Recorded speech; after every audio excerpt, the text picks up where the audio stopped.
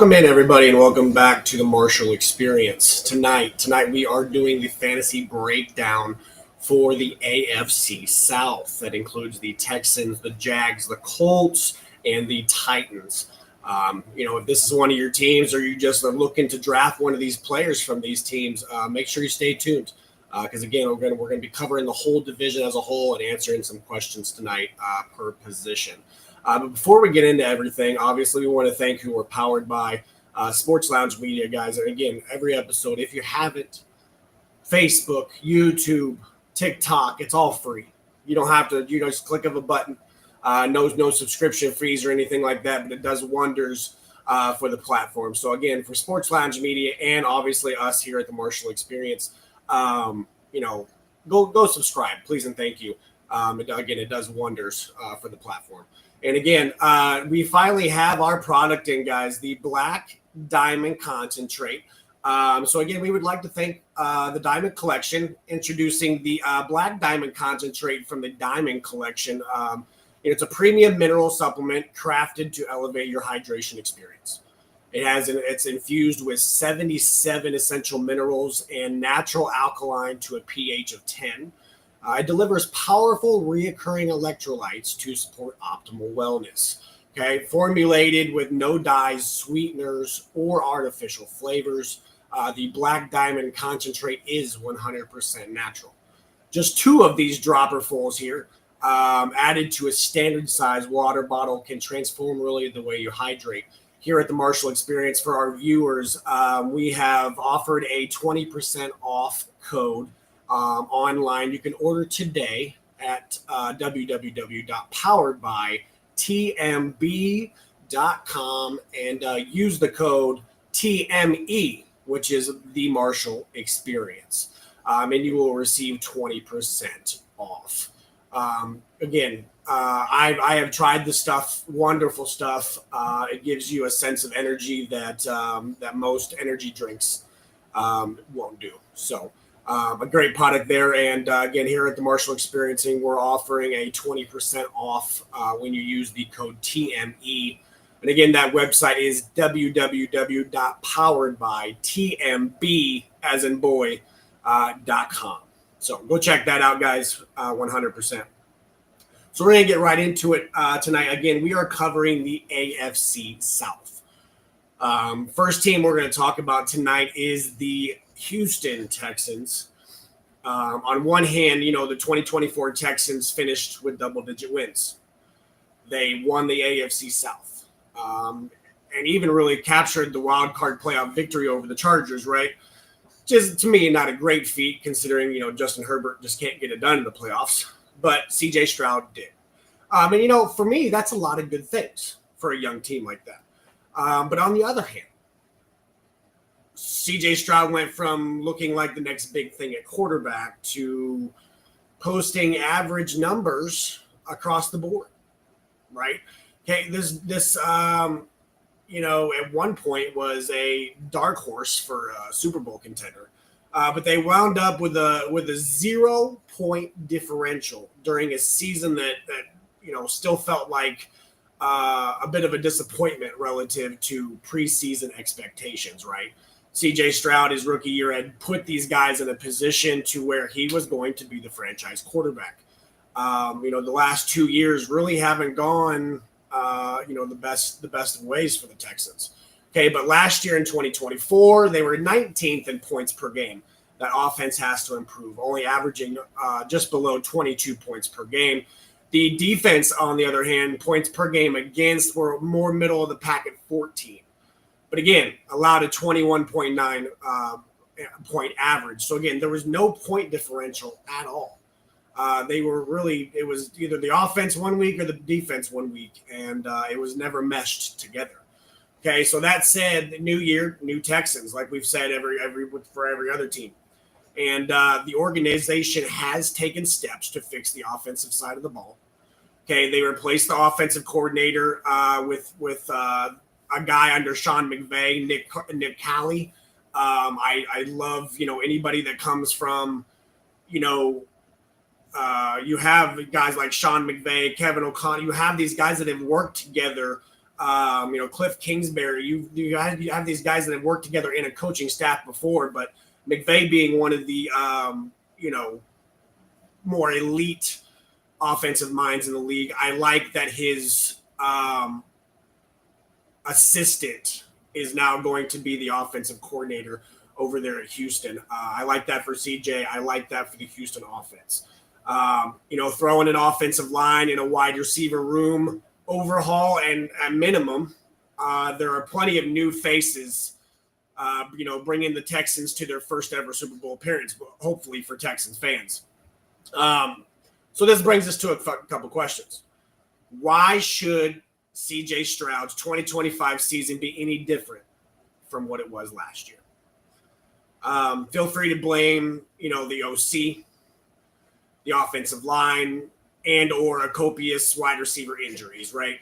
But either way, the 2024 version of Stroud was largely a shell of a man that we saw during his rookie season, okay?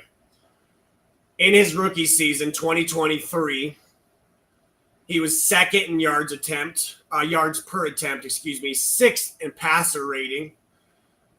He finished quarterback 8 his rookie year.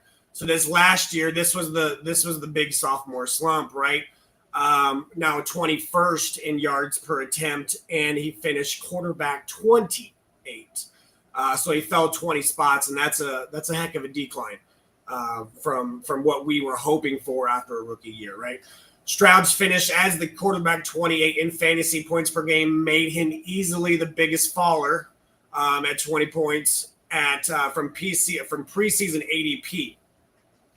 His ADP was quarterback 5. He was a top 5 quarterback off the board, guys, and finished at quarterback 28.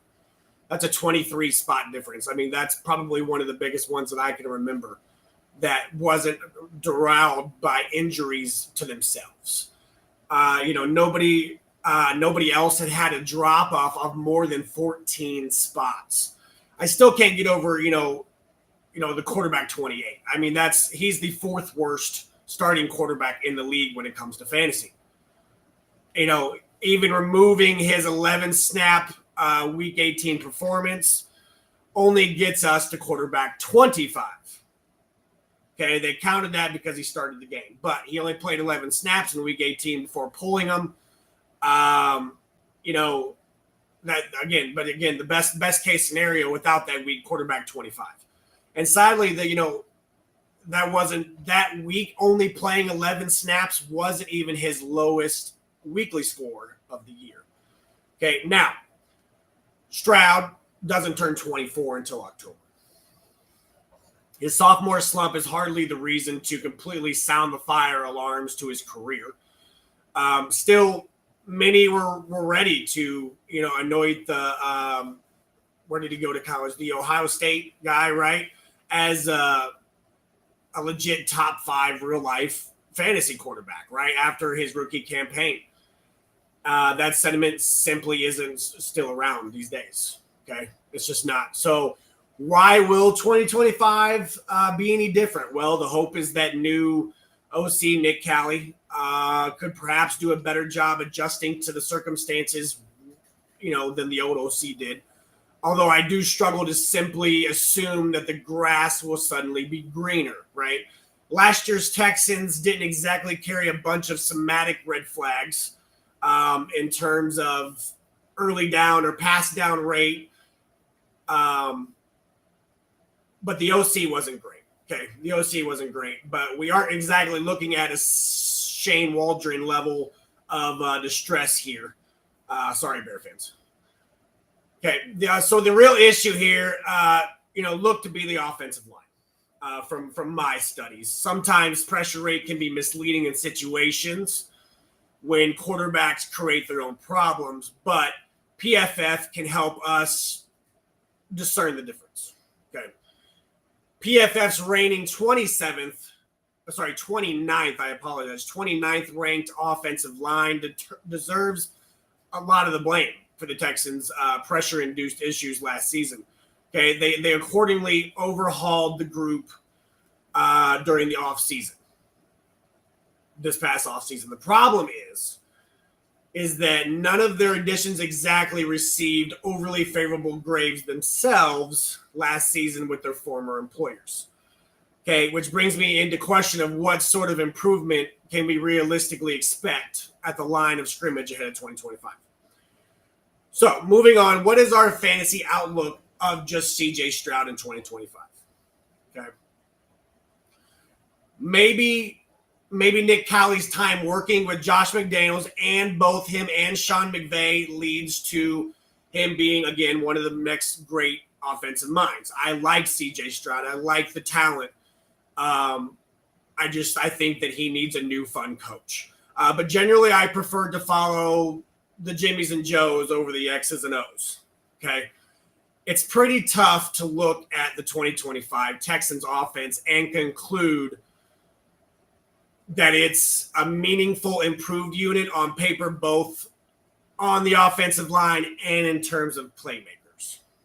Okay. Ultimately, Stroud's pass first fantasy profile, right? He very rarely uses his legs, places him in a similar bucket as guys like Sam Darnold, Dak Prescott, and Joe Burrow. Okay, high-end passing production is needed to be relevant, and I'm not too confident that the supporting cast is in place to necessarily get the young quarterback back to partying like it's his rookie year. Okay, Stroud is accordingly my quarterback 20 and not someone I've gone out of my way to acquire unless purposely stacking with Nico Collins. Kind of going back to our thing with Baker Mayfield. Unless we have their star guy, I don't necessarily know if I'm chasing after these quarterbacks. I prefer guys with arguably more rushing upside, okay, better offensive line situations and better offensive environments. Guys like, I'm going to get a little hate for this, but, guys like maybe J.J. McCarthy with, waiting at the position. Instead of going after that C.J. Stroud, wait just a couple more guys and, get that guy like J.J. McCarthy who has that rushing upside, can get you 3 or 4 points on the ground, as well as have a weapon like J.J. Addison Hawkinson. I also kind of like Trevor Lawrence this year. I like with the addition of Travis Hunter, and now Brian Thomas Jr. doesn't have the whole plate on his tape, on the table. So, I do like CJ Stroud, but I don't think that he exceeds his ADP this year. Now, does the presence of Nick Chubb change anything from Joe Mixon? Okay, Mixon came into last season fully expected to work as the offense's lead back. And that's exactly what happened, right? Still, the more surprising part was the producing on par with some of the guys' very best players at the position for a larger portion of the season. Okay, consider that Mixon was a running back 2 in PPR points per game at 21.2, behind only Saquon in weeks 1 through 14. Okay, but then the later half of it, he worked as the running back 37, averaging only 8 points per game on a per-game basis during the last 3 weeks, which is fantasy playoffs, right? A lot of Joe Mixon owners got screwed last year. A lot of guys got screwed in the playoffs because they expected that top 5 running back production, and when it mattered most, Joe Mixon was definitely not there to show up. Unfortunate, finishing in the playoffs, fantasy playoffs aside, Mixon looked better as a pure runner of the football than he had in years, to be honest. Okay, so let's go over this. The Mixon rushing yards over expected per carry. Okay, this is the yards that they go over what they're expected to do. Okay, this last year, it was his best year in that ranking, 19th overall out of running backs. Okay, there's been a couple guys that we've talked about. Jordan Mason being a huge one in that. I think was the leader, if I recall correctly. But for Mixon, back-to-back playoff performances, okay, with triple-digit yards and a touchdown, reinforced the idea that Mixon was still very much capable of thriving as a true three-down back. This brings us to Nick Chubb, okay, who should be, I think, praised for his ability to get back on the field after 2023's brutal knee injury to the same knee injury that had happened in Georgia. But unfortunately, the story didn't exactly end well. Okay, so Chubb among 46 running backs with 100-plus carries last year. He was number 45 in yards per carry. He was by the damn near on the bottom of a lot of these guys. Yards after contact per carry, 38th. Explosive run weight was a big one for me. 4.9%. Only 4.9% of his runs went for 10-plus yards. And he was dead last in that. So now the Browns 22nd ranked. I'm sorry, not the The Browns 22nd ranked offensive line in yards per contact per carry didn't exactly help matters, right? We're not putting it all on Nick Chubb, but he's 29. He's a veteran. Had previously never averaged below 5 yards per carry in a season. So this was a dramatic drop-off for Nick Chubb. Last year, again, was easily the worst version of Chubb that we've ever seen. So back to the ultimate question here is, what is the outlook for Joe Mixon in 2025? I have Mixon leading the way over Chubb in terms of carries. I predicted about split down 200 to 100. And targets, I don't see Chubb getting more targets. Mixon is definitely going to get the bulk version of the past game. It's also possible that the likes of, their running back room, I think they, Woody Marks, Dameon Pierce, I think they're involved to some extent.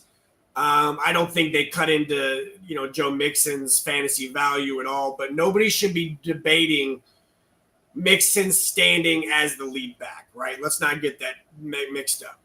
Just realize a fall from his standing as the reigning running back 10 could be on the table, very much so. Okay, ultimately, if I had to slide Mixon down the ranks just a bit during the offseason due to the potential of more split usage than last year, inside an offense that really hasn't done enough to guarantee a meaningful upgrade in both the scoring and run blocking departments. Okay, he's my running back 20 behind guys who profile for similar roles in better offenses like Omarion Hampton and James Conner, who we've also talked about. While Chubb is more of a flex play in the same tier as really his hopeful compliments is Roshan Johnson and Rico Dowdle, right? I mean, they're just the handcuff. They're the backup to the lead guy, okay? Now, to the wide receiver room. Is there a wide receiver here other than Nico Collins worthy prioritizing, right? All Collins has really done with Stroud under center is work as well. One of the single best receivers, both in fantasy and in real life. Let's be honest about it. Collins in 2023 to 2024 worked as the wide receiver 8 at 17 points per game. He was the wide receiver 1 in yards per route 1 and the wide receiver 9 in targets per route 1.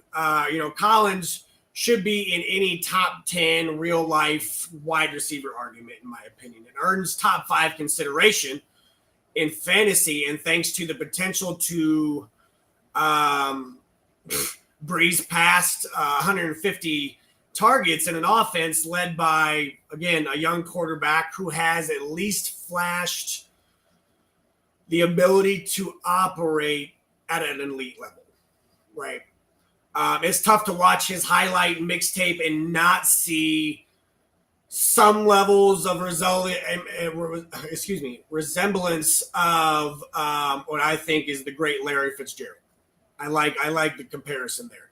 As for the rest of the crew, newly incomer Christian Kirk, the 28-year-old veteran, will presumably man the slot, in my opinion, for a Texans offense expected to be without Tank Dell for the entirety of 2025. While 2023, he worked as the 33rd wide receiver and last year 55th wide receiver.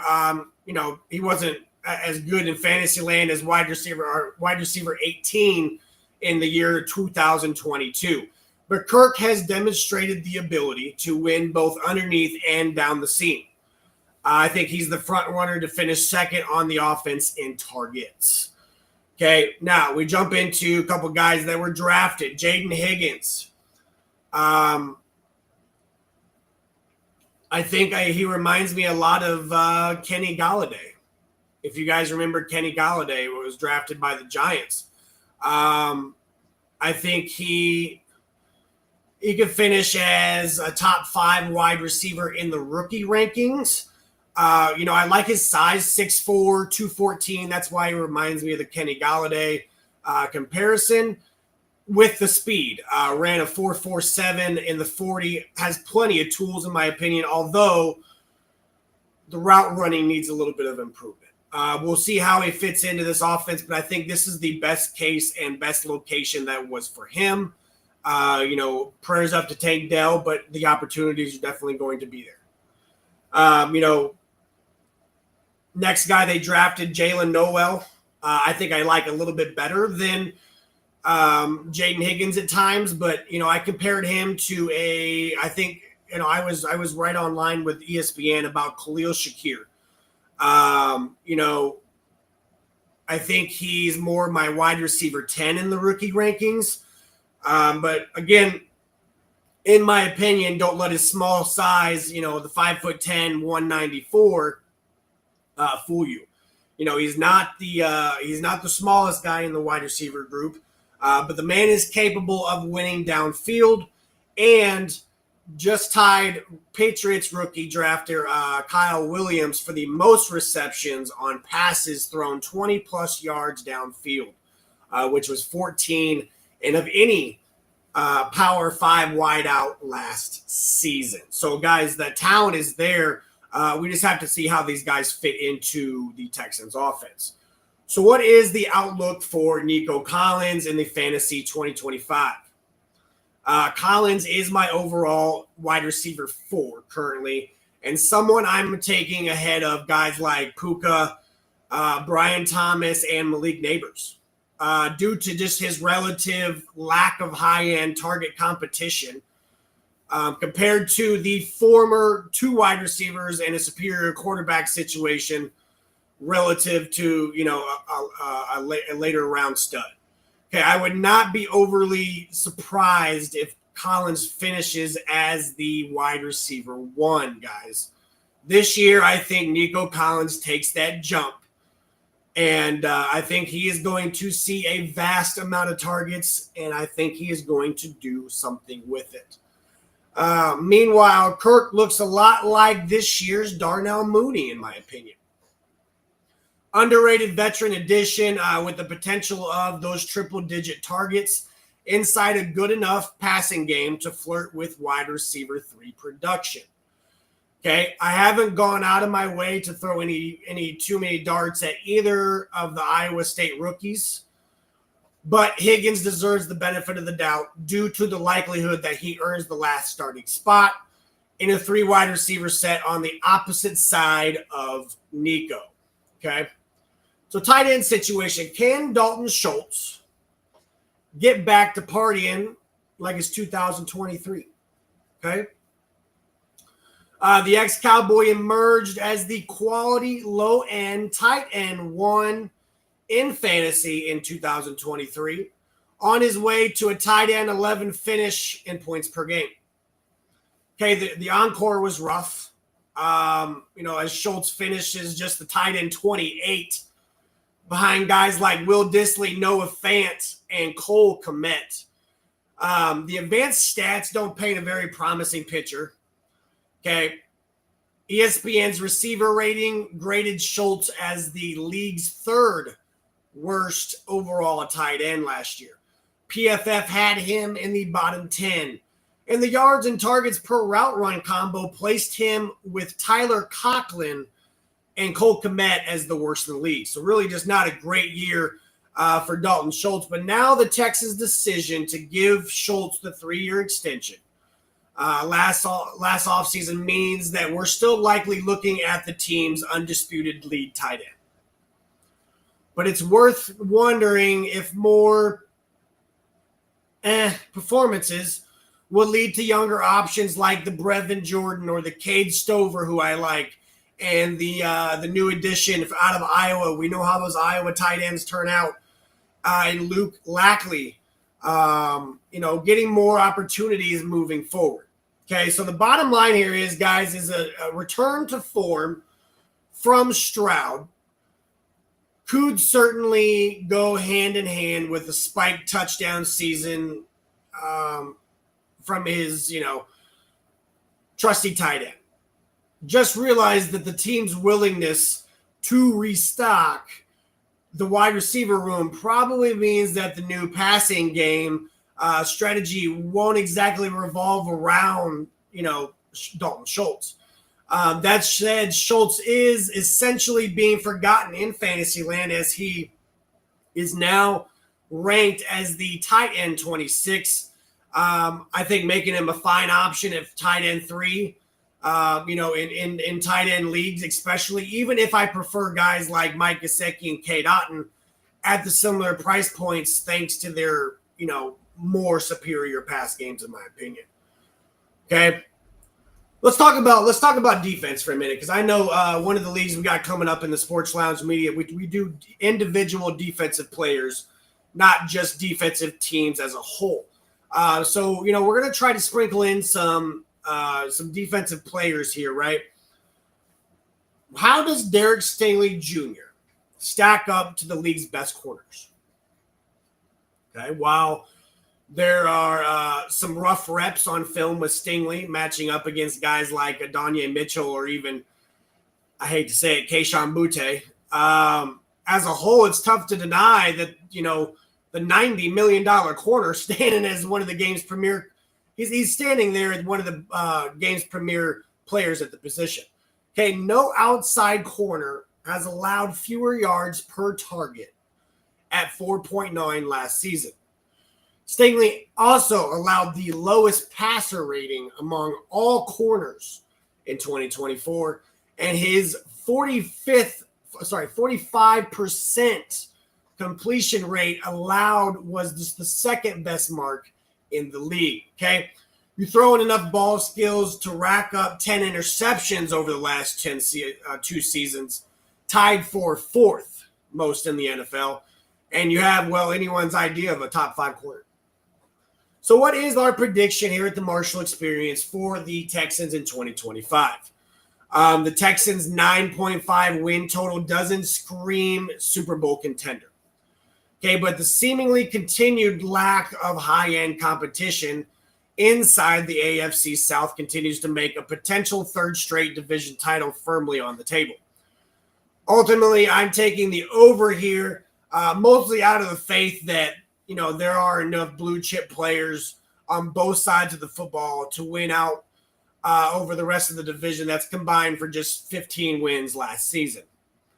My bold fantasy prediction, we kind of mentioned this in the little take there. Nico Collins finishes as the wide receiver 1 and becomes a staple inside my serious conversation surrounding the league's top 5 players at the position. Okay, I think it's going to be a massive year for Nico Collins. So I'm grabbing Nico anywhere and any way I can. Okay, again, I appreciate everybody tuning in. Looks like we got a couple guys from the Sunshine Sports with Sunshine Live. I appreciate everybody joining over. Hit subscribe at the end, and so that way we can get you on future episodes. Again, appreciate everybody tuning in. Next team we're going to talk about is the Indianapolis Colts. 2024 was supposed to be the season where the Colts made a serious case as the best team in the AFC South. Okay, after all, an offense mostly led by Gardner Minshew had helped the team, finish 9-8 and 1 Week 18 victory away from capturing the division in 2023. So, why wouldn't head coach Shane Steichen's second season in charge lead to even better results? Well, sadly, a mediocre, to be nice, performance from Anthony Richardson combined with a lackluster defense prevented Indy from really ever being a serious playoff contender at any point, right? So last year they were 17th in points per game, 24th in points per game against. Fast forward to 2025, and suddenly Richardson's status as the team's long-term answer under center seems murky at best due to the soreness in his surgically, repaired now right shoulder, I believe. I believe it's his throwing shoulder. And now the newfound presence of Daniel Jones. Still, the concreted effort to improve the defense, they got the high-dollar free agent Tre'Davious Ward, Cam Bynum they paid pretty nice, as well as top 80 draft picks at defensive end and corner. So, it makes it clear that the Colts remain steadfast in attempting to capture, the first playoff victory since, I think, Andrew Luck, guys. I mean, the Colts have not been great and haven't really had the best success. So we're going to get into these questions. Who is about to win this quarterback competition? I think that's what just surrounds this whole quarterback room, right? Is it going to be Anthony Richardson? Is it going to be Daniel Jones? Well, the injury gods might decide, for us. Last report I read was that doctors believe Richardson's latest right shoulder injury carries major concern. They also quoted high risk of re-aggravation given history and playing style. This was put out in a press conference where also Steichen has said that there is no timetable on the return, although he does expect to be back at some point during camp. Okay, this potential extended absence will allow for more practice reps for Jones and seemingly an improved chance to become the team's 8th different Week 1 starting quarterback in the last 9 years, which is truly an absurd sentence to type out in my notes. But, the non-injury related performance could also simply just get Jones the job. Okay, after all, he did sign a 1-year deal worth, I think it was $14.5 to create, the real competition. That's how they put it. They wanted to bring in real competition. Their GM, Chris Ballard, had said, but this makes sense. Richardson's league worst accuracy left a lot to be desired last season. Okay, obviously, Jones isn't exactly the worst, most proven professional thrower of the football himself, right? But man, their peak in 2022 that accumulated with 379 total yards and a pair of scores, against that game in Minnesota. Hey, it was something to watch. So I could see the glimpses is what I'm trying to say. The glimpses of the talent in Daniel Jones, but it's just never clicked. But we've seen what players can do when they get out of the Giants system. Is most recent, example was Saquon Barkley. Are we going to sit here and compare Daniel Jones to Barkley and talent level? Absolutely not. But guys, we've always said here at the Marshall Experience, a change of scenery can do a lot of things for a football player. Absolutely. And it's no different for Daniel Jones here. And I think he has a solid shot at being the starter at week 1. This is quietly a pretty solid offensive environment. PFF reigning 12th ranked offensive line is complemented by, Michael Pittman, Josh Downs, Alec Pierce, Adonai Mitchell. That's a decent wide receiver room. And add it all together, and this has really been the league's 14th best and the 14th ranked, I guess I should say, supporting cast in back-to-back seasons. But of course, both Jones and Richardson have been at their best when using their legs over the years. Okay. Quarterbacks most fantasy points per game from purely rushing the last 3 years. Okay, Jalen Hurts at 9.6. We've talked about that in the past. That's a big one. Anthony Richardson at number 2 at 8.2 points coming from the rushing department. And Daniel Jones finishes at 1, 2, 3, 4, 5, 6, 7, the top 8 at 5.6. So he's not as much as Richardson, but with this shoulder injury, guys, and especially being in the throwing one, Richardson's going to have to be more in that pocket. Like I said, the doctors are saying due to his play style, he is in more risk to re-aggravate. So he would have to transition to a non-running quarterback. And considering he gets that much fantasy points from the running game and you take that away, doesn't look good for AR-14. Okay? All of this aside, the Colts quarterback battle is now between the bottom 2 quarterbacks in passer rating over the past 2 years. This is not great, guys. Okay, so the bottom line here is in terms of singular quarterback upside, fantasy managers should be rooting for Richardson to win the job. But as we learned this last year, it's far from a given that he'll have anything close to a long leash, even if the injury somehow doesn't become a factor. He's been benched for a 40-year-old quarterback, guys. He's going to get benched for Daniel Jones. That latter point could potentially really help Jones not get yanked the first time. He has a rough couple starts. But, he had a rushing season of almost just 800 yards and 8 touchdowns and is one of only 12 quarterbacks to average 30-plus rushing yards per game for his career, guys, in the Super Bowl era. So Daniel Jones has that upside. He is ranked right now at ADP 30.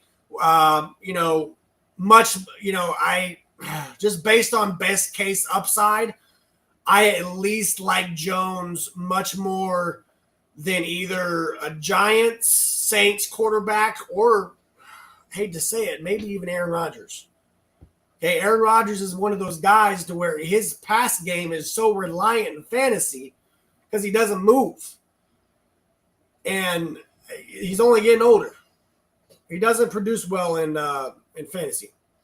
Is Jonathan Taylor this year's Saquon Barkley? Okay. In other terms, could Taylor be this year's workhorse? We're not talking about talent. Got y'all there. He ain't it. Could Taylor be this year's workhorse, second-round fantasy running back who finally gets back to putting up, the sort of gargantuan numbers we know that they're capable of achieving thanks to the large part in staying healthy? Right? Look, the Colts offense obviously doesn't exactly challenge the Eagles when it comes to scoring upside and offensive line play. But we're still talking about the league's 14th best offense in total points scored during the last 2 seasons and PFF's reigning 12th ranked offensive line. In fact, only the Eagles and the Ravens have been better than Quentin Nelson and company when it comes to the running back racking up yards before contact in recent years. So, again, in that run game, the Colts offensive line is one to pay attention to. Now, reminder that JT did run for a 1,430-yard and 11 touchdowns in just 14 games last season. Okay, that was 102.2 yards per game. But most in the fantasy community simply remember him by dropping the ball short of the goal line in week 15 against the Broncos. Okay, I get it. It sucked. But man, we've seen basically nothing other than injuries stop Taylor from really working as one of the game's most productive backs in recent seasons. Okay, his just over 2,000 at 2,171 total yards and 20 touchdowns in 2021 were the result of his last fully healthy campaign. Unfortunately, the 26-year-old talent has been forced to battle through one early season injury after another during the last 3 years. 22 was the grade 2 ankle sprain in week 4, and then he suffered the season-ending high ankle sprain in week 15. 23, he started on the IR with a back, I think, back injury, and then he tore his thumb ligament in week 12. 2024, grade 3 high ankle sprain in week 4 again. So it hurt. It's early in the season, and it seems to always be those ankle problems. Now, the NFL's number 5 all-time leader rushing yards per game.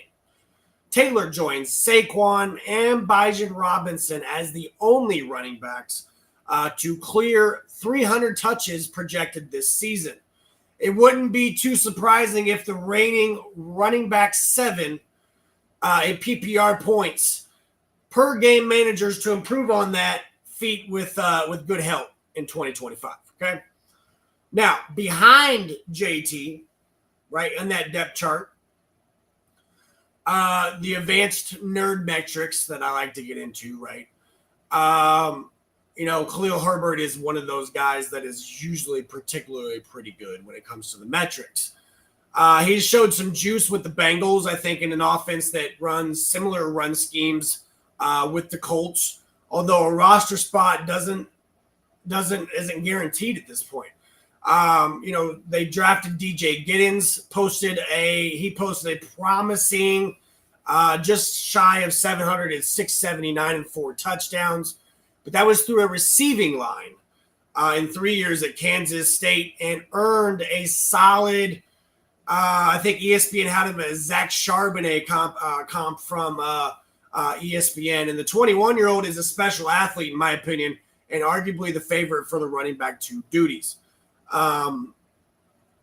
Really incompetent backup. Tyler Goodson just had 62 touches in 2 years. Zach Moss, when Taylor has been signed, he was splitting with not Zach Moss, Trace Sermon. I apologize. Splitting recs with Trace Sermon. While he almost assuredly won't get a fantasy handcuff role, the pass down the pass game ability for Giddens could threaten the other running backs' overall ceiling, I guess we could say. So, with Jonathan Taylor, what is our 2025 fantasy outlook for 2025? Taylor is someone I've happily scoped up in a round 2 of fantasy drafts this offseason, okay? Especially if the top 11 wide receivers are already off the board. If it's wide receiver heavy, I love Jonathan Taylor in the second round. The allure goes up in half PPR and standard leagues. But I fully consider JT to be in at the same tier as guys like Derrick Henry and Ashton Jeanty. As for DJ Giddens, he is a reasonable late-round dart with the upside to work as the offense's lead back should Taylor miss additional time. It's far from guaranteed that he'll emerge as the number 2 running back in the system or be given a 3-down role in the event of a starting opportunity emerges, say Taylor goes down. But hey, beggars can't be choosers in around 16 of 20, right? So who is the best target in this muddled wide receiver room? All right, well, let's meet our contenders. Josh Downs overcame ankle, toe, and shoulder injuries to really work as the Colts' top receiver in points per game at 13 and finished as wide receiver 29 last season. Okay. the moving skills here are special, guys, and allows Downs to create separation at will. Only Malik Neighbors, Mike Evans, and, of course, A.J. Brown, who is the best in the business, had a higher open rating in 2024. We've talked about that open rating a couple times. That is just basically their ability to separate from the defender. We'll pull up Michael Pittman. He pulled really a Mike Tyson and played through the lower back fracture throughout late last season. So we've seen him kind of dwindle off in the fantasy production. Now, this adds some context to, this was his career low in the 4 years in receptions, yards, and touchdowns. Pittman had previously finished as the 24th, 22nd, and 14th in points per game before finishing last year only at 45. So, again, it was a very off year for Michael Pittman, but I think that if Daniel Jones ends up being the quarterback, I think that Downs and Pittman's value both come up. Alec Pierce, let's talk about it. Alec Pierce fucked around and led the Colts in receiving yards last season. Believe it or not, yes, most of this was deep shots down the field. But that doesn't make the NFL's reigning leader in yards per reception at 22 yards and yards per target at nearly 12. It's any less that he continued to hold down the fort as the team's, field stretching X wide receiver. Adonai Mitchell, 2024 second round pick, had possibly the best 23 catches and only 112 yards season of all time. This is because of how open Mitchell seemingly always was, despite the obvious lack of counting numbers, right? Nobody had a higher percentage of their open air yards be deemed uncatchable last season. This was one of the most depressing things I think I've ever typed. I mean, I was watching game tape, guys, and Anthony Richardson was missing Adonai Mitchell all over the field. It was quite heartbreaking, to be honest with you. But the bottom line here is, guys, Downs and Pittman deserve to be treated as the top dogs here, right? Essentially, with Daniel Jones, lower tendencies, running out of the pocket tendencies compared to Anthony Richardson. The former is my fourth most drafted wide receiver of the offseason. And I think Pittman is my eighth. But good players with the potential to breeze past triple-digit targets at wide receiver 4 and 5 price. I'd say sign me up. As for Pearson Mitchell, or more so late-round darts who have the potential to eat into each other's playing time, really, the former veteran deserves the edge, in my opinion, in Alec Pierce. But either way, we're likely looking at a boom or bust wide receiver for play in base case scenario. I usually prefer to draft handcuff running backs or shore up the other positions as opposed to taking a shot on one of these low floor wide receivers late in drafts. Okay, the rookie, Tyler Warren. Is Tyler Warren the next big-time rookie tight end? Well, the Penn State wrecking ball was considered tight end one of his class by many. Colston Loveland ultimately of this class by many before Colston Loveland ultimately earned that honor, right? But regardless of which rookie tight end you prefer, it's tough to deny that both are pretty great prospects. In Warren's case, the 23-year-old talent checks virtually every box that you could want for a tight end. Okay, receiving ability, fifth-year breakout to be damned. It's not normal to see players at the position post a season-long over 100 catches, over 1,200 yards, and 8 touchdowns in a receiving line, okay? Warren's ability to win at the catch point is particularly enticing. particularly enticing. As for his blocking, there is no questioning Warren's willingness to embrace the dirty work at the position. In fact, he seems to love it, in my opinion. With 414 of his 916 snaps coming in line, which was 45%, there's no concern here about Warren being, the next big slot like Kyle Pitts was coming out. He has definitely the blocking ability. Now, after the catch ability, we've seen hurdles, we've seen running through contact to making plays as a wildcat quarterback. Warren was lethal with the football in his hands during his time at Happy Valley in Penn State.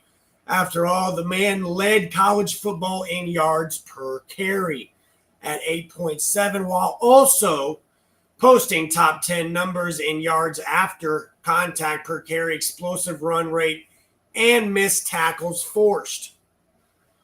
While the Colts have regularly rotated 3+ options at tight end over the years, it makes a lot of sense if Warren commands a true full-time role.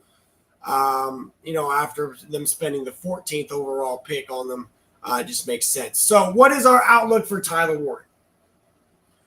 Warren's potential range of outcomes in 2025 seemingly goes from number 3 or 4 overall target in a passing game, in an okay passing game, to the featured wide receiver inside an offense that has generally gotten the most out of its quarterbacks under Steichen. Okay. I don't overly agree with Warren's standing as the tight end 11 in early drafts, but I must admit the idea of fully fading the rookie frightens me. I think his ADP is right about, tight end 15.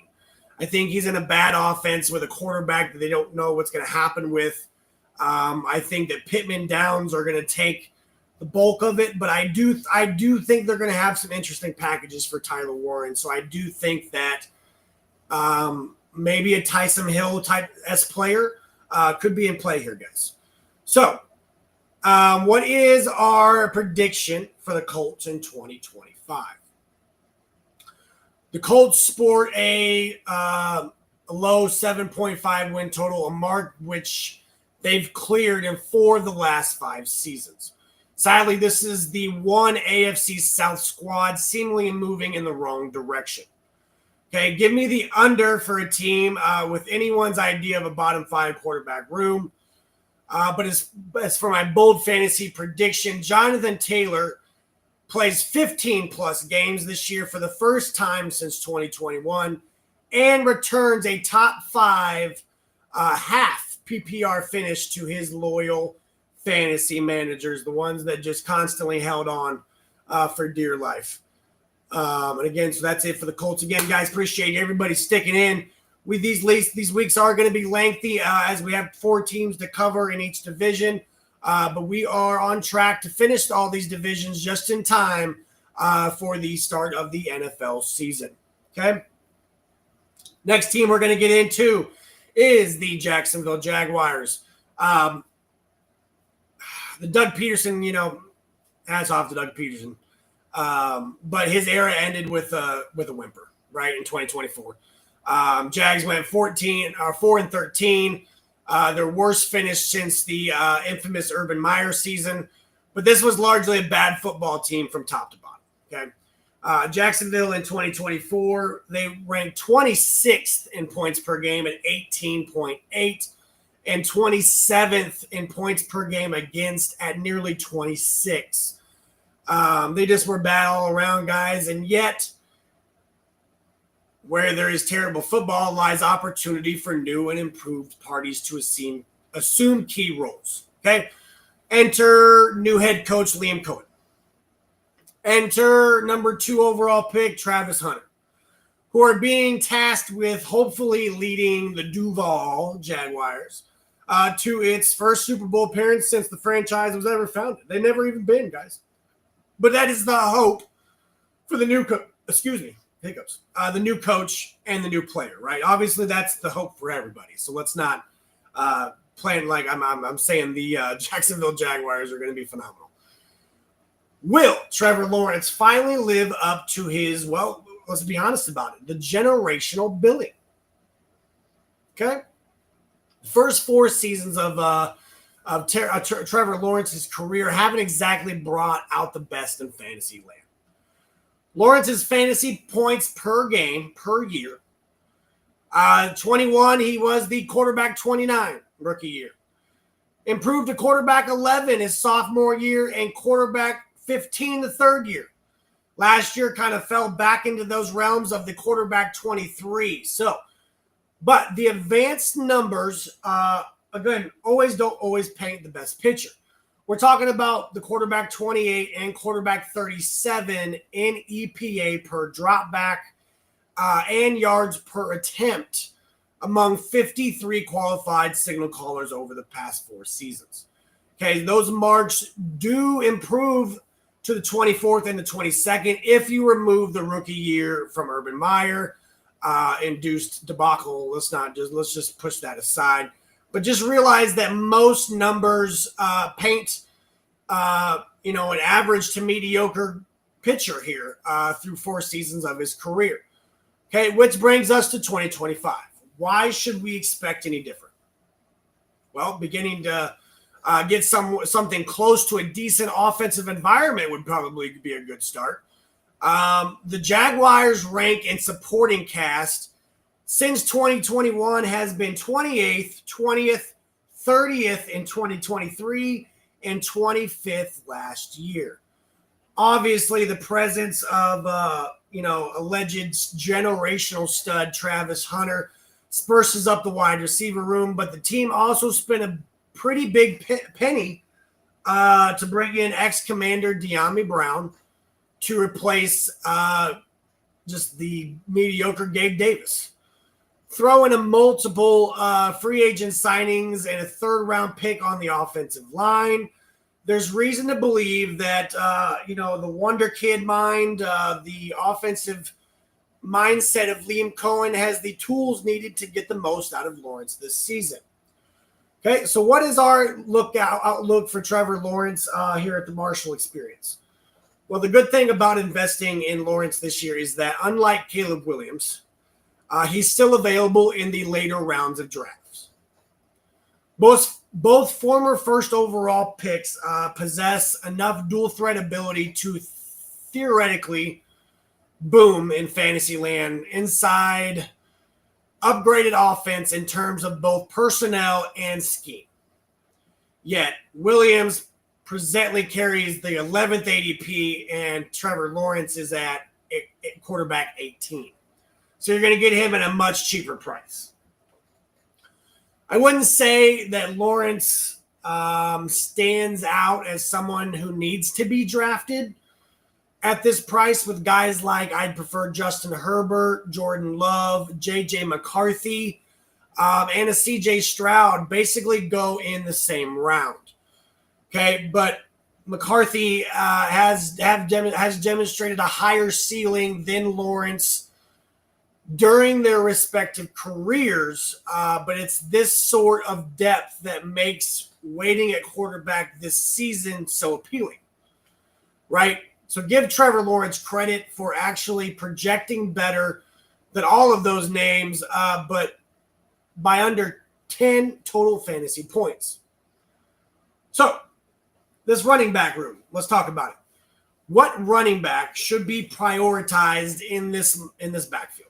Okay, you got Travis Etienne, Tank Bigsby, and now the new draftee, Rashul Tootin, right? So what does that look like? Cohen's 2024 Bucks, right? We'll go off of that for a second because that was his last coach team.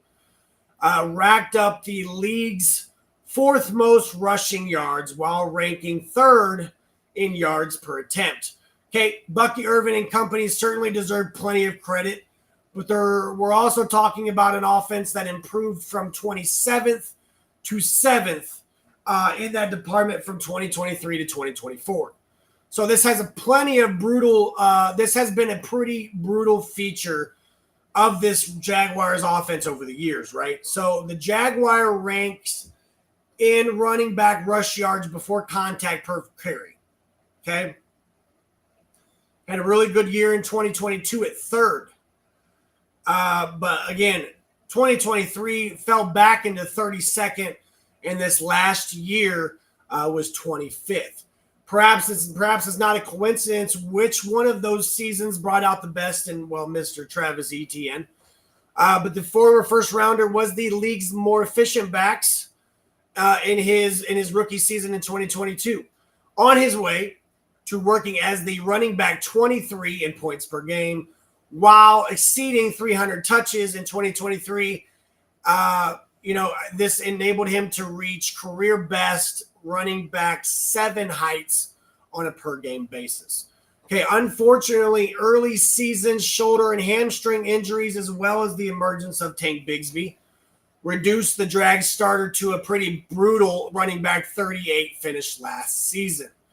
But seriously, Bigsby was rather easily the best running back in Jacksonville last season, following an atrocious rookie campaign. But sometimes enhanced efficiency from a backup is more so due to that player facing lighter boxes, right, on a similar smaller sample size. Not so much in this case. Okay, Bigsby was a 150 versus 168 in carries, right? So ETN had 150, actually had fewer carries than Bigsby at 168, and had a lower percentage of his rushes come from 8+ defenders in the box. Okay, ETN was at 18% and Bigsby's was at 24%. So the third round pick in 2023 combined explosiveness with some angry running on his way to working as the next-gen stats 9th best running back in rush yards over expected per carry. Okay, yet there have been plenty of drafts this offseason where neither ETN nor Bigsby was the first Jacksonville running back drafted. Okay, enter the fourth rounder, the Bashul Tootin, who has the sort of speed score to take a lonely fantasy analysis from 6 to midnight. Let's be honest about it. Okay, reminds me of Jahmyr Gibbs coming out. Not highly as sought after, not as immediately impactful, but reminds me of the speed and the elusiveness. I liked also his power to the comparison of Isaiah Pacheco. Okay. The two primary concerns here would be ball security. He has 10 fumbles on 400 career touches, and the history of day 3 running backs usually not booming in a meaningful way in fantasy land their first year. Okay. So what's the bottom line here? ETN is the back I find myself drafting the most in middle rounds. Okay. This is mostly thanks to his proven 3-down ability. Bigsby is one of the position's worst pass catchers and finished only as the running back 41 last season, despite finding so much success on the ground. Now, I'm a big fan of ETN in early drafts at his running back 36 ADP. He's going after top 57 wide receivers and top 12 quarterbacks. If those guys are already off the board, I'm swinging. As for Tootin, this feels a bit like last year's version of Kamani Vidal, right? He went to the Chargers. Maybe the rookie simply kicks the Jaguars running backs to the curb and seizes the starting job. But just realize that it seems more likely than not that he begins the season as the third back on the depth chart, meaning he's probably 2 injuries away from assuming the sort of role that fantasy managers can count on, right? Okay. Now we get to the wide receiver room. Can both Brian Thomas Jr. and Travis Hunter put up big-time fantasy numbers? Brian Thomas Jr. just had one of the most efficient NFL debuts of the last decade. Okay, most yards per route run by a rookie wide receiver since 2015. Well, at the top of that list is your boy, A.J. Brown, at 2.68. That's followed by Justin Jefferson, Puka Nacua, Jahmyr Chase, and you named it, Brian Thomas Jr. At a 2.46. Okay, overall, only Chase and Justin Jefferson had more receiving yards than Thomas in year one. The rookie's elite blend of size, in my opinion, 6'3", 209, and the speed, he was the second fastest ball carrier miles per hour of 2024. This made him a constant big play threat, despite not exactly dealing with, one of the league's most consistent play under center, right? This sure looks like one of the better wide receivers in the NFL, in my opinion, up there with Nico Collins. And we're talking about someone who turns 23 in October. Okay? Well, there's enter the number 2 overall pick in the 2025 draft. Hunter has spent time on both sides of the ball during offseason team activities. But Jaguars GM James Gladstone was pretty clear about where the Heisman Trophy winner would be focusing the bulk of his attention early on. He said his intent is on playing both sides of the ball, as is ours. When it comes to his onboarding process, we'll give him a heavy dose of offense and sprinkle in the defensive side of the ball, knowing that by the time we get to the regular season, those should be balanced out.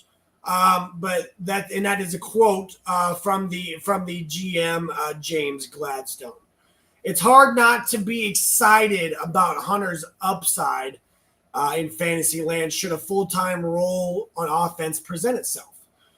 I think he is the 5th highest ranked prospect in the fantasy life wide receiver supermodel. Dating back to 2018, Hunter combines ball skills with obviously a sort of fluid motion in space that often makes him look like the best player on the field because, he usually is, especially at Colorado. So, joining Brian Thomas Jr. and Hunter in 3 wide receiver sets will be ex-Commander De'Ami Brown, who signed a somewhat surprisingly 1-year, $10 million deal in this past March. But give the former third-rounder credit, for finally starting to groove at the end of the last season. He posted a 5-catch 89 and a touchdown, 6-catch and 98 yards, receiving runs during their playoff run. There's a solid player here, somewhere capable of stretching a defense and making plays after the catch. But what is our fantasy outlook, right, for this wide receiver room in 2025? Brian Thomas Jr. is someone I'm happy to wind up with at rounds 1, 2, turning during any given fantasy draft. Okay, but I struggle to get overly on board with Hunter's borderline wide receiver 2 ADP. Fully fading a generational talent doesn't seem wise. Just realize that it's not a given Hunter receives the necessary 80-plus snap roll percentage-wise needed to rack up enough targets to compete with similarly priced ballers like Metcalf, Devontae Smith, or Jameson Williams, right? Now, reminder, only 12 rookie wide receivers have posted top 24 numbers in the last decade. It's scary to buy in at that price for a player who could pretty clearly be the number 2 option in a passing game that isn't exactly guaranteed to resemble the greatest show on turf, right? Finally, I've enjoyed throwing late round darts at Brown. He had joined probably like Joshua Palmer, Tutu Atwell, and Darius Slayton as the only wide receivers making 8 figures annually and are available after rounds 12 in the wide receiver land. So, moving on to the tight ends, is Brenton Strange deserving of a priority late round draft pick? There's a better than decent chance of the majority of NFL fans have never even heard of Brenton Strange due to Evan Ingram leading the way in Jacksonville over the past 2 seasons. Yet the former second-round pick suddenly projects as the clear-cut lead tight end 1 after the team decided, obviously, to part ways with Ingram, considering he's now in Denver. This doesn't necessarily guarantee a full-time role, but things are certainly looking good. Considering, let's look at new head coach Liam Cohen. Featured his former tight end in Cade Otton on 87% of the team's dropbacks last season, which was the 3rd highest mark of any player at the position.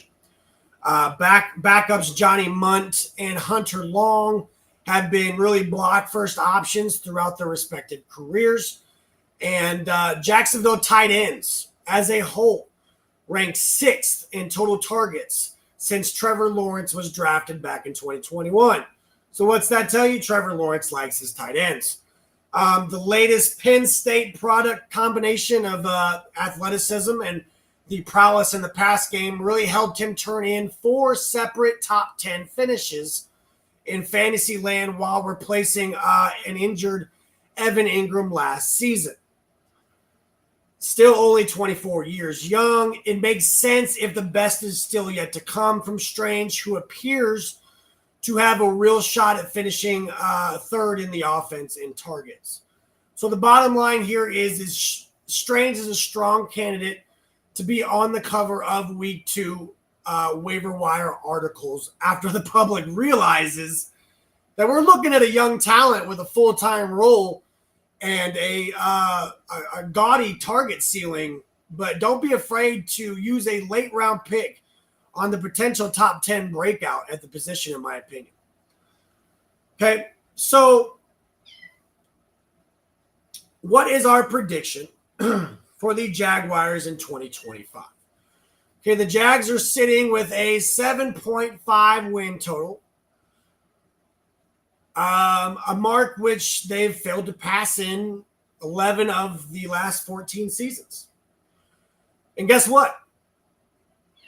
I'm drinking the Duval Kool-Aid to an extent. Okay, to an extent. Double-digit wins might be a bit to ask. I don't think that's going to happen. But 8 or 9 W's feels reasonable for a team that, one, invested some serious resources to improve the offensive scheme and personnel. 2, boasts a potentially lethal pass rush duo, in Josh Hines Allen and Trayvon Walker. But, and 3, should receive some level of positive regression after going a brutal 3-10 in 1-score games last season. That was good for the 3rd lowest win percentage in the league. So if they can improve on those 1-score games, guys, we could be looking at a flip-flop there. Okay, but again, double-digit wins is a little bit too much to ask. But again, for them to go to 8 wins, I don't think it's out of this world in a questionable division at that. But our bold fantasy prediction and Marshall experience is that Travis Hunter looks every bit like the two-way superstar he's drafted to be, but fails to supply top 36 fantasy numbers in the wide receiver position due to fewer routes than expected and BTJ's target hog ways. Heard it here first at the Marshall experience. Guys, the last team we're going to talk about tonight is the Tennessee Titans. The Tennessee Titans were supposed to be pretty bad last season. Well, they were. The defining memory of the team is that, probably Will Levis's generational run of creating the memes, right? Tennessee in 2024 was 27th in points per game at 18.3 and 30th in points per game against at 27. Fast forward to 2025, and this squad's future is now tied directly to the number 1 overall pick, Cam Ward. Throw in a serious effort to fix PFF's reigning 28th ranked offensive line, and it's fair to say that the Titans are moving in the right direction, 1 year removed from finishing with their fewest wins in a decade. Okay, so this brings us to what is a realistic year one expectation for Cam Ward. Now, it's easy to fall in love with Ward's film. He's fearless and maybe at times a little bit too reckless, but it's a lot of fun to watch. Okay, but my pre-drafts comps for Ward after checking out a handful of his games really from Miami was I think he's Brock Purdy with more arm talent. I think he's the cool senior wearing sunglasses and smoking a cig in a TV show that takes you back to the 1970s. I think it's I don't give a shit. Jordan Love. Okay, and I know that I don't give a shit. Jordan Love comp seems weird, but since the Packer quarterback already seems to not give a shit about during most of his dropbacks, but I stand by that.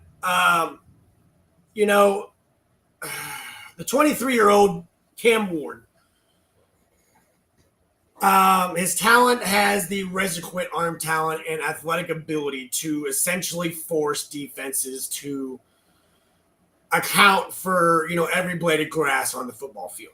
Okay, that's a hell of a start to a profile, even if it's probably wishful thinking to expect too high of counting numbers in year one based on the history of rookie quarterbacks in the NFL. Now, we can look at the Jayden Daniels, we can look at the Bo Nixes, right?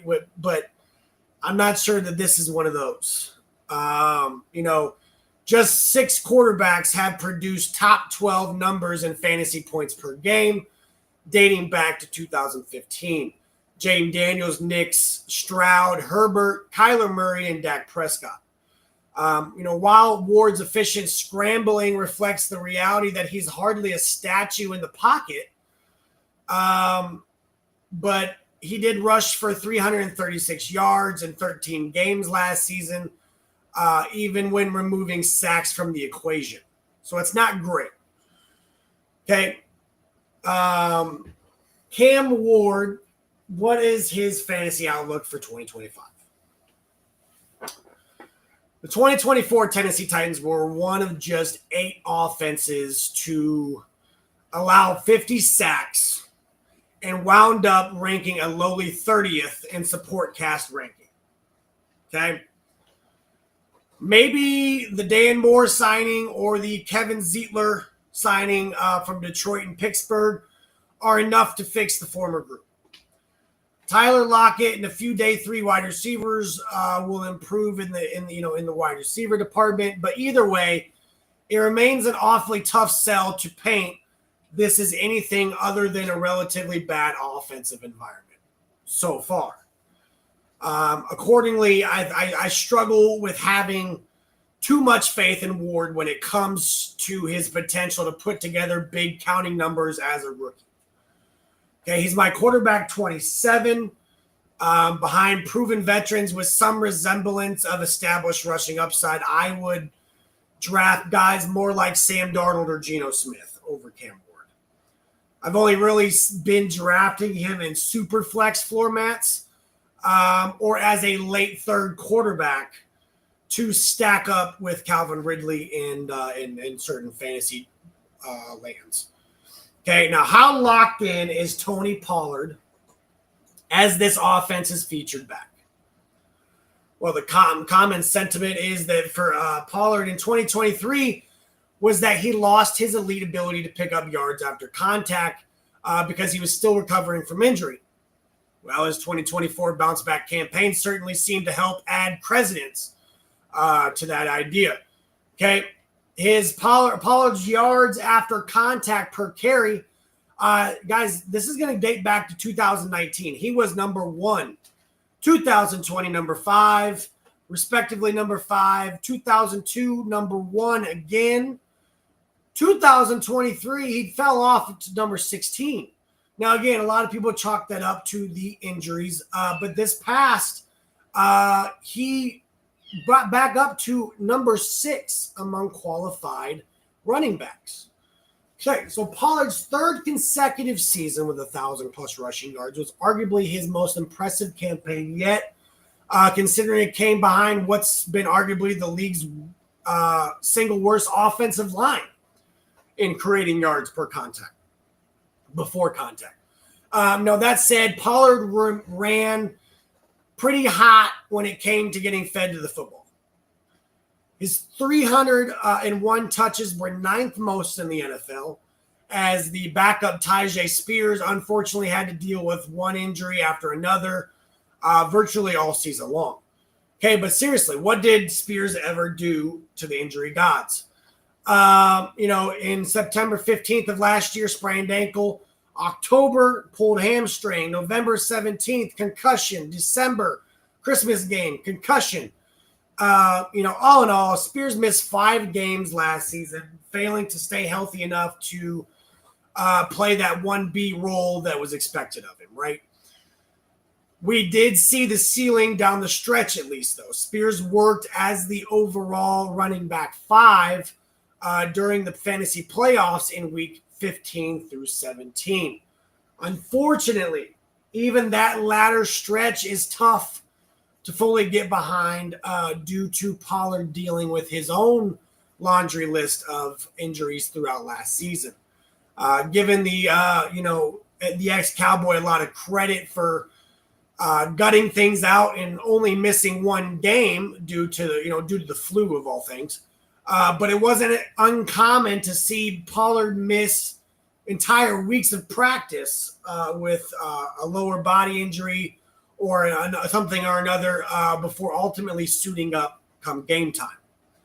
Okay, this brings us to the key question ahead of 2025.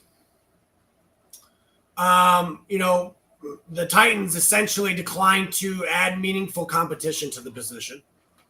So what will a backfield split look like here when both parties are healthy? Well, first 4 games of the season are probably our best bet.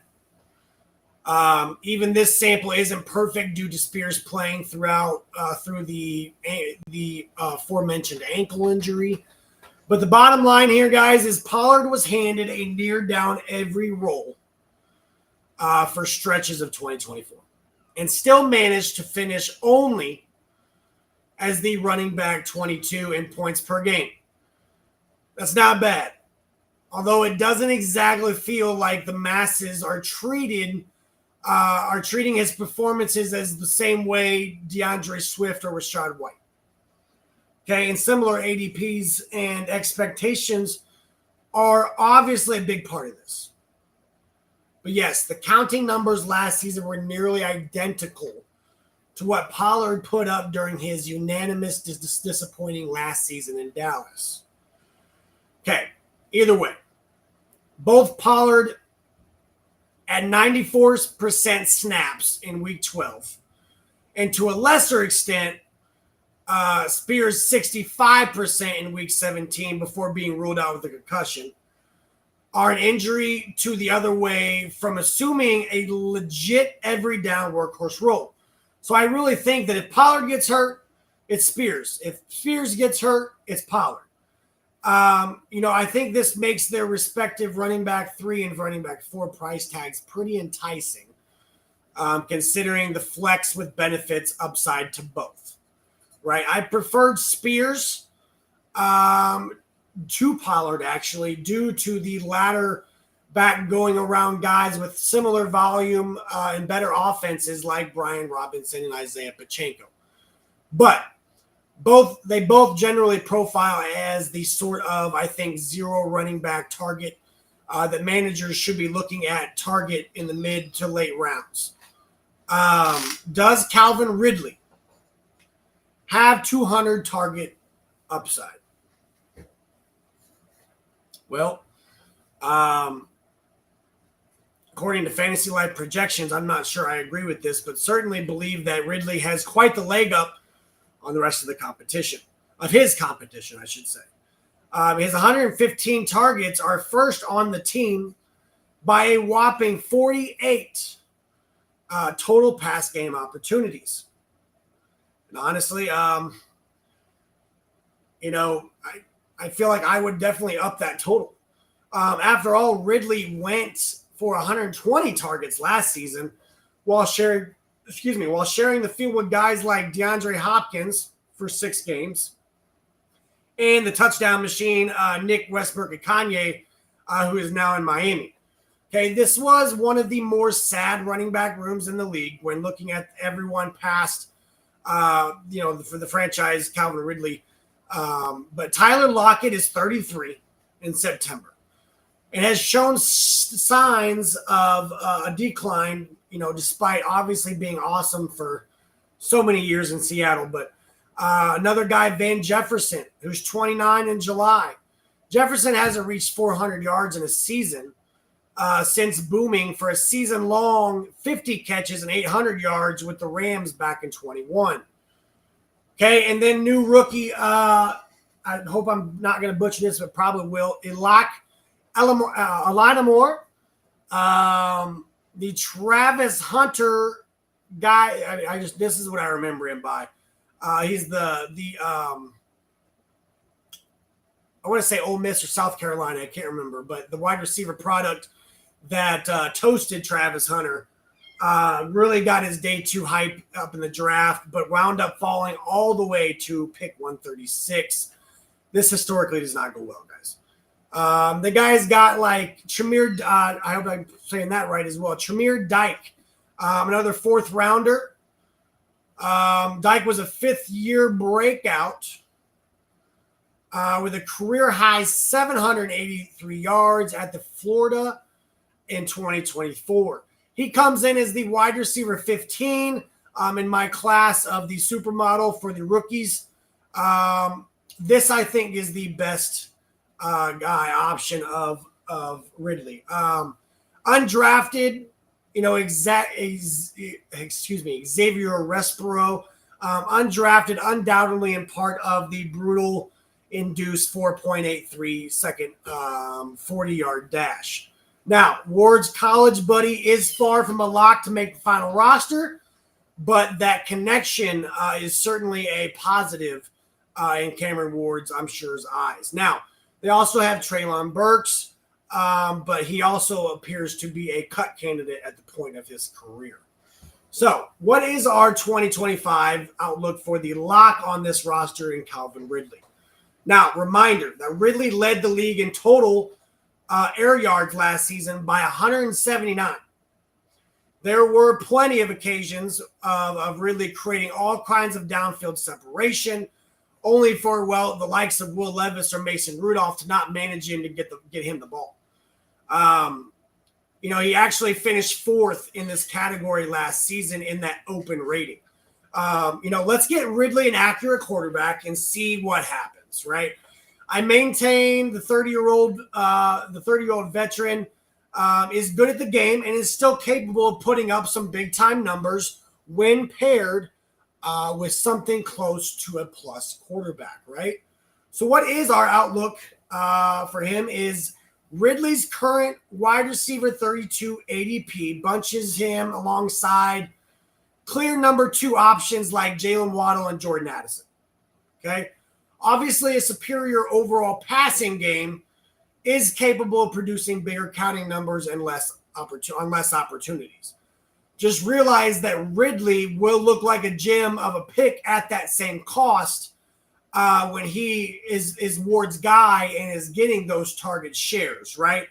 I especially love, targeting someone that at that ADP when leaving the first 4 to 5 rounds with multiple running backs. So if I'm waiting on the late wide receiver, Calvin Ridley would be a really good destination there for your late wide receivers. Otherwise, I'm pretty much out. Tyler Lockett is a fine enough late round dart due to his potential for 80 to 90 targets. But even then, I prefer younger options like Darius Slayton and De'Ami Brown in that range of drafts, right? So, what should fantasy managers rate? How should they do Chig? Right, I call him Chig because it's like Chig Akanano. I can't ever pronounce his name, but I call him Chig. Should fantasy managers get Chiggy with it? What's what we're gonna ask? Horrible pun aside, things were looking good for Chig after his rookie season. Okay, sure, 450 yards and 3 touchdowns. Wasn't anything to write home about, right? But he was behind veterans Austin Hooper and I think it was Jeff Swam.